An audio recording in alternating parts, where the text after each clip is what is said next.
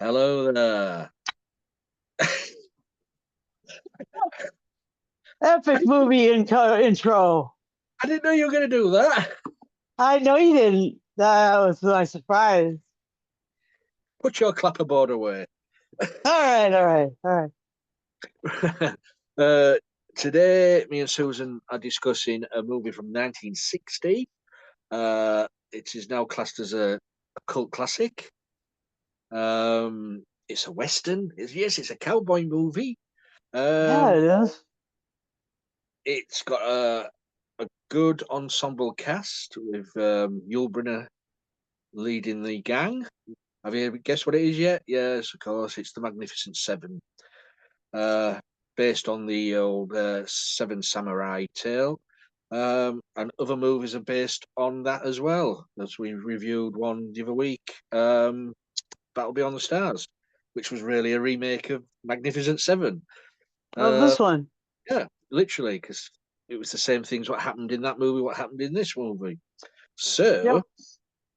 without further ado, this film is about a village under siege from a bandit and his gang, and they go out there and get seven gunslingers to help them defend their village. So let's go over to Susan with their opening thoughts on the Magnificent Seven. Well, hello there. Yeah, the Magnificent Seven really was magnificent. It was great seeing Yul Brynner. I've been, I've watched a couple of his movies, Westworld and The King and I do enjoy him as a lead actor. He's kind of great. And then this one also has Steve McQueen, and he's like famous for The Great Escape, which we Yeah, reviewed a while ago. And it also has this Charles Bronson, Robert Vaughn again. He was in Battle Beyond the Stars, yeah, which Lee had mentioned last time, yeah. stating that he was also in Magnificent Seven. So yeah, I get to bring that up again this time because I got there first anyway. I like it a lot, and also there was James Coburn, who was very cool in this, and so all these uh, old sort of mercenaries are hired by village to gunslingers to take care of this village and protect it from a group um, of bandits, like Lee Banditos. said. And it's challenging to the team that they get together, but they also you can tell how really poor the village is because the corn that they're shucking at the beginning is so emaciated. It's so dried out looking. Oh my gosh. They're not rolling in wealth and extra. So when these bandits come in, start ripping them off, of course, you know, and we who have a social justice warrior, then we're like, yeah, okay, yeah, I know that these gunslingers are necessary at this point because these villagers are gonna freaking starve. And there's just and the bandits are taking all the good product from them, and they also are making off with the wives and the girlfriends and any of the young women in the village. So it's just a rough go for that particular place.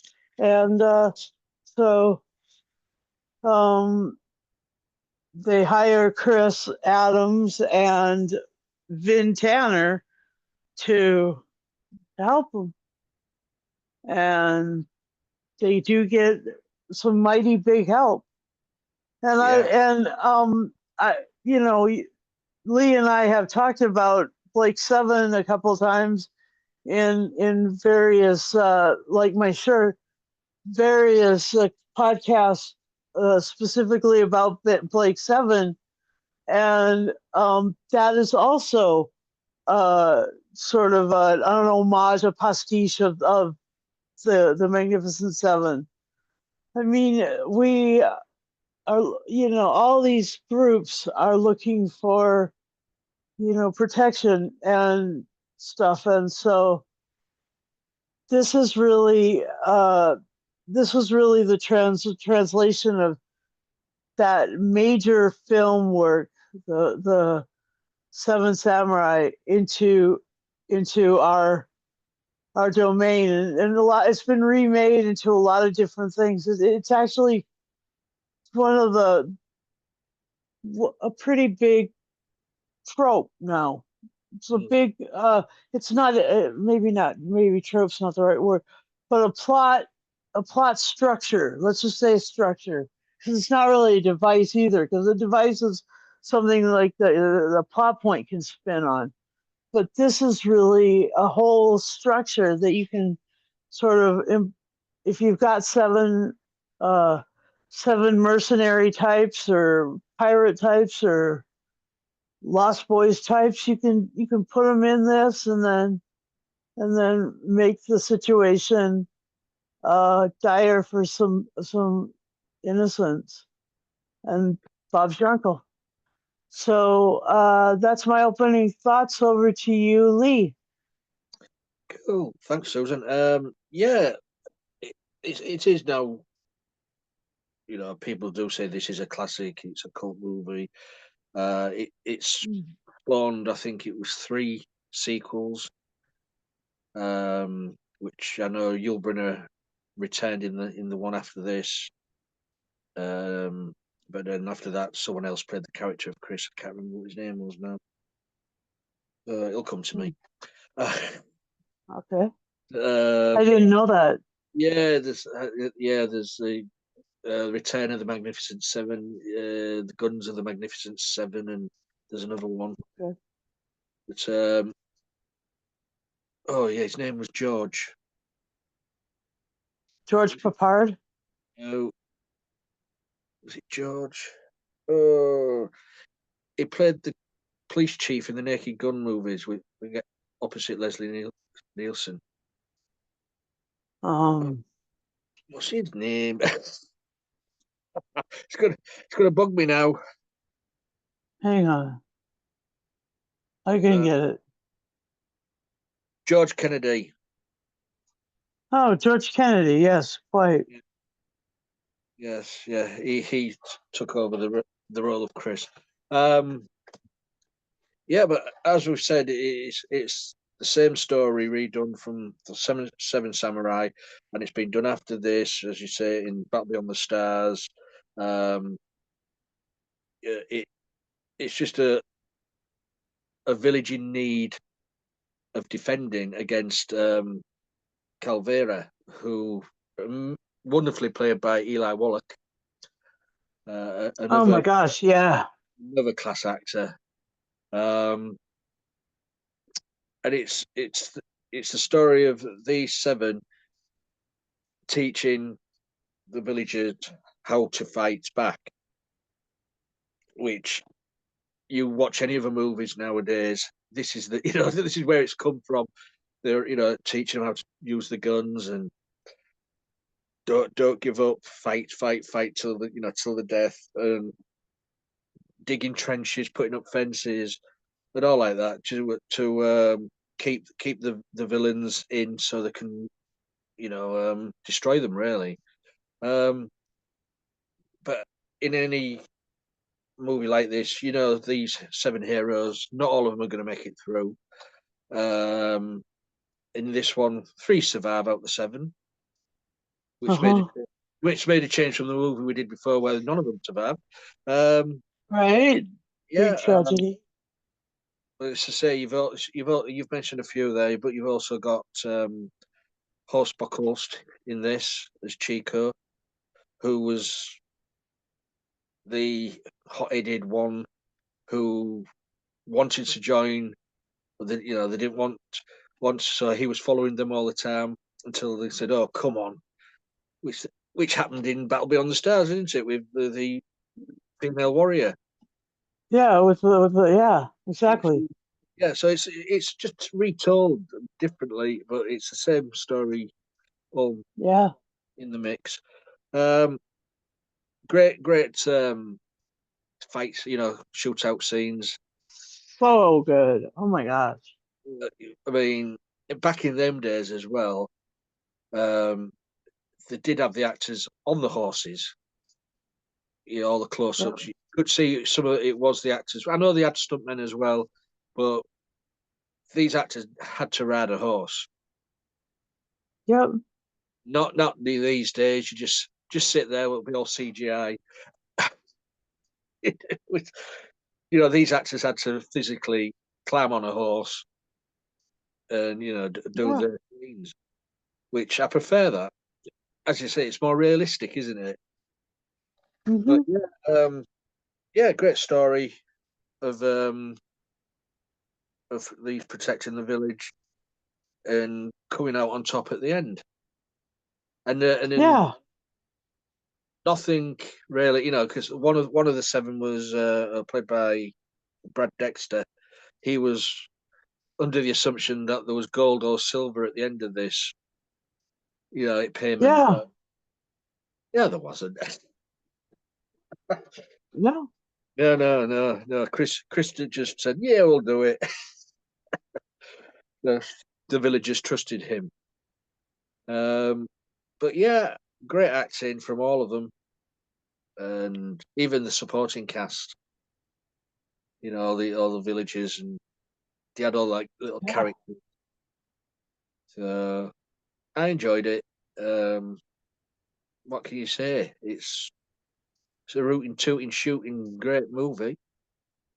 So anything what stands out for you, Susan?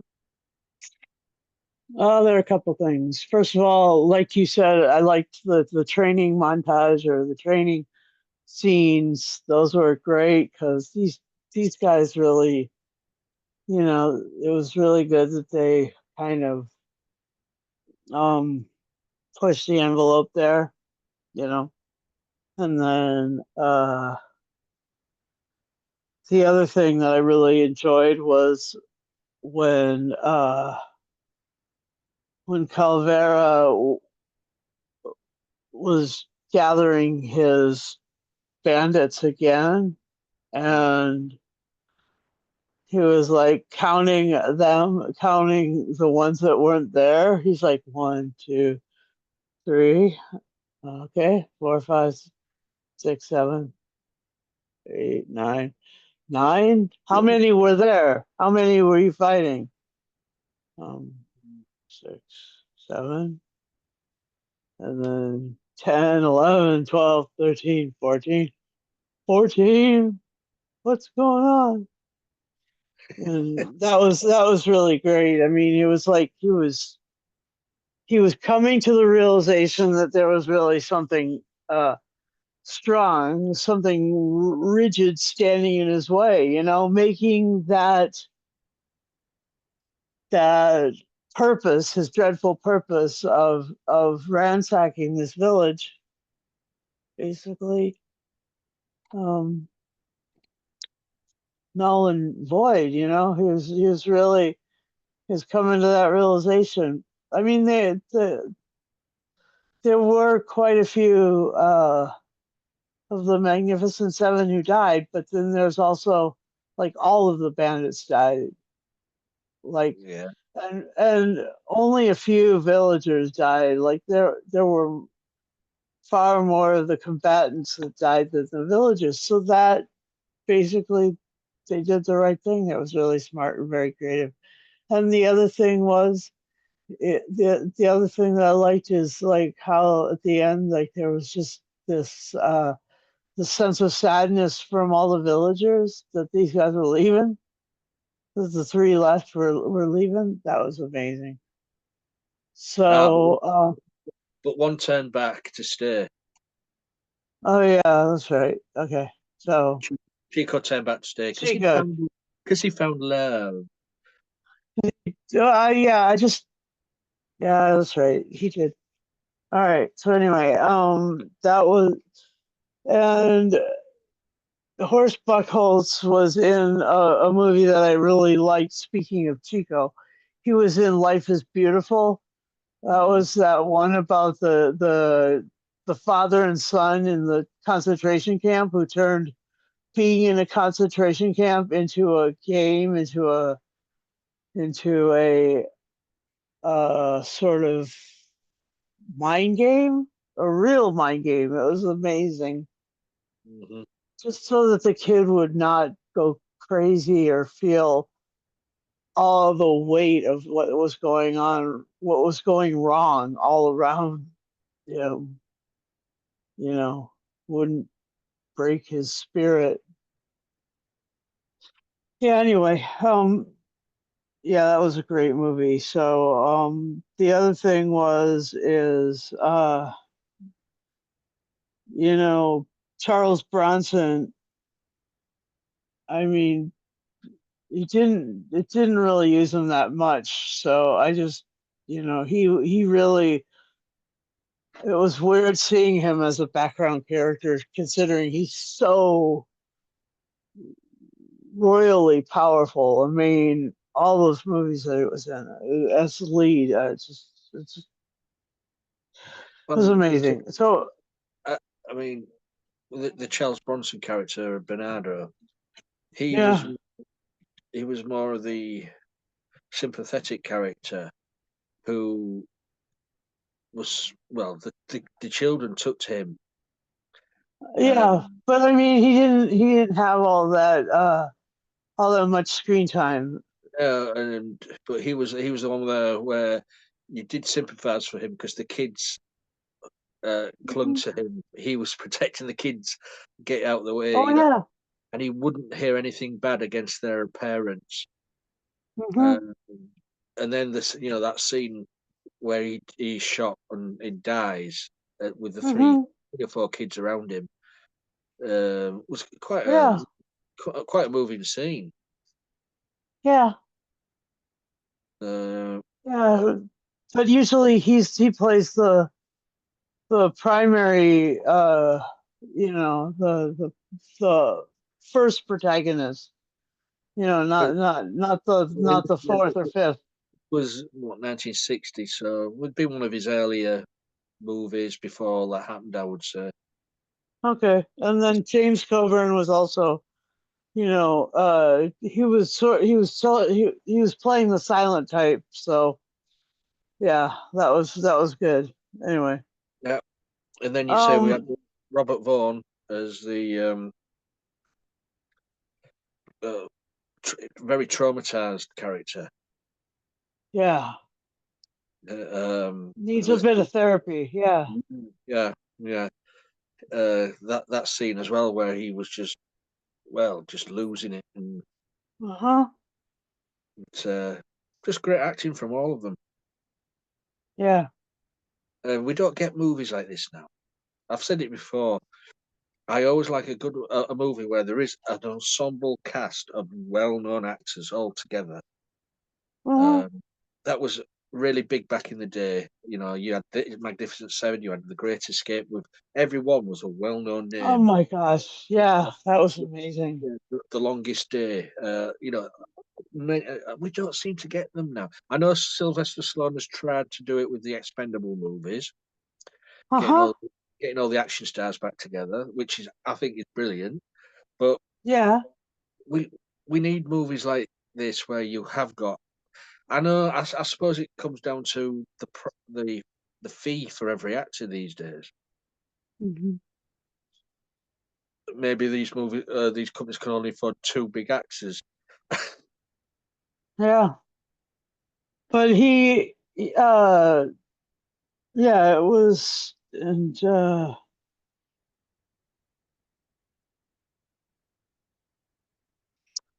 it was, oh yeah, that's what I noticed. I had a leader on a missions trip to Mexico. Mm. Funniest thing, his name was John Sturgis. Like the director, I was like, Ah, you're kidding me. That's too weird. It's fun. So yeah, John, my John Sturgis was bringing joy and stuff, and this one was just bringing excellent shooting and excellence in movie making. I really enjoyed it. Uh, yeah, that was something that I noticed, and it was produced by him too, and a couple other fellows who Walter Marish and Lou Moram, and I don't know who those guys are, but they I believe that they've done quite a few things, but I don't really recognize them. But I did. I it was just such a, oh my gosh, a big John Sturges shock. Anyway, and the other thing was is the village was such a some of it must have been on a set, and some of it must have been shot on location Yeah, I would say so. because there were quite a few exteriors that looked kind of set like, and quite a few that looked like real places. So I don't know. That was the interesting an interesting sort of um, bit of film work, you know. It says here, um, location shooting was in Mexico. Uh-huh. The the border town were built for the film. Yeah, so there you go. Yeah, so it was filmed in Mexico, but the village was built. Mm-hmm. Okay. All right. And yeah, I do like all the horse riding, so that was cool too. Um, back over to you, Lee. We've also you've got to recognise the importance of the music because the Magnificent Seven theme is so well known these days, um, by Elmer Bernstein. Mm-hmm. Um, it's one of those. As soon as you hear the music, you know you got you have the image of the seven riding along. Uh-huh. So it's there in your head. So you got you got to give credit where credit's due. We took some great musical score to this movie. Um, yeah, to say I can't really say any more about it. Really, I'm just looking down here. Um, there was I know it says here McQueen took numerous opportunities to upstage Brinner and to draw attention to himself. Huh. 'Cause, this was one That's of funny. McQueen's earlier movies, wasn't it? Yeah. I think Steve McQueen's first movie was The Blob, if I remember rightly, for Oh, about 1958, something like that. So that was only 2 years before. So, but yeah, but they all got on. Apparently, it says here. yeah. The one that you know really comes close to home is Steve McQueen was in the Thomas Crown Affair, which is all about a heist in Boston. So that was kind of fun. Yeah, it says Eli Wallach recalled that Bronson was a loner. He kept himself to himself. Oh, Didn't didn't really mingle with the rest of the cast. interesting. But everybody else got on swimmingly. So, shall we go to final say and score? Magnificent Seven. Sure. Over to you. Well, um, not my first time seeing this one. So I didn't really remember it. It wasn't like top of mind. So it was good to be reminded of this and to see kind of how it influenced Battle Beyond, Battle Beyond the Stars and Blake Seven. And so, yeah,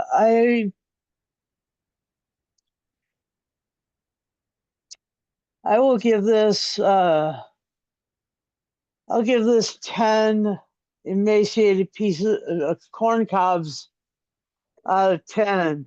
I that was such a revelatory image at the beginning of the movie. Yeah. Was how poor these people were, that their corn was so dry. Oh my gosh. Anyway, oh, what about you, Lee? What's your Well, score? it's a classic movie, cult movie.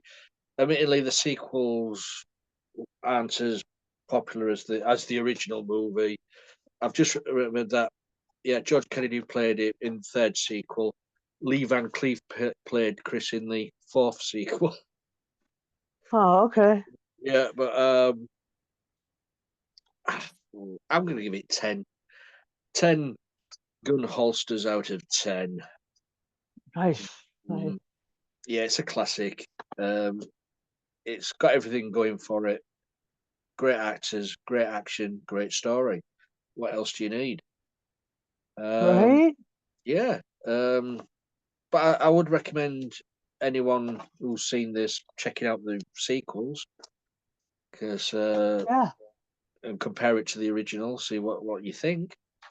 Um, yeah, so that's our little review of the 1960 version of the Magnificent Seven because it was remade in I think 2016 or something like that. 2016, yeah.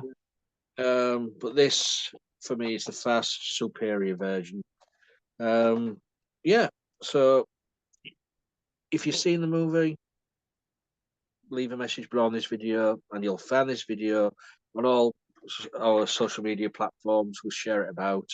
Leave a comment below on this video. Um, Also, if you want to join us, leave a comment below on the video. All we ask is that you be 18 plus, because some movies and TV and stuff like that are 18 rated. So we just want to play safe there. Um, to join us, all you need to have is a working camera, microphone, and the device you use, and we'll get you involved on our Zoom app. Also, our YouTube channel. Please subscribe to it. Because it needs subscribers, and also press the bell notification button, and you get notified every time we put one video up. And also our Facebook group. If you want to be joining that, you'll find us there. Just join us away, and we put things up on a daily basis there as well. Anything else, Susan? No, that's it. That's a really good complete image. Yeah. Yep. So until next time, guys, me and Susan are going to ride off into the sunset. Woohoo. Yeehaw! So Yeah. the we will see you next time. So remember, look after yourself and look after others. Bye for now.